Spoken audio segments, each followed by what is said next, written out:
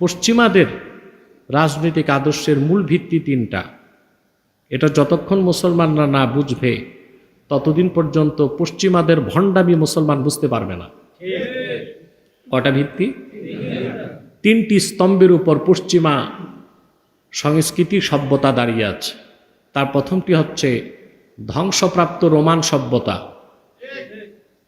দ্বিতীয়টি হচ্ছে মিথ্যাশ্রিত খ্রিস্ট ধর্ম, 3 নাম্বার হচ্ছে সোফিস্টদের আমদানি করা প্রাচীন গ্রিক দর্শন।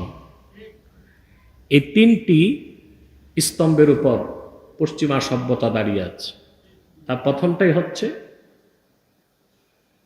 ধ্বংসপ্রাপ্ত রোমান সভ্যতা, দ্বিতীয়টা হচ্ছে মিথ্যাশ্রিত খ্রিস্ট ধর্ম।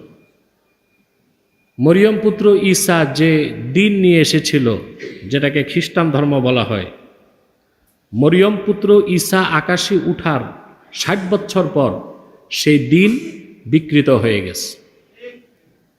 এখন খ্রিস্টান ধর্ম নামে যা আছে নিছক শিরক এবং কুফর।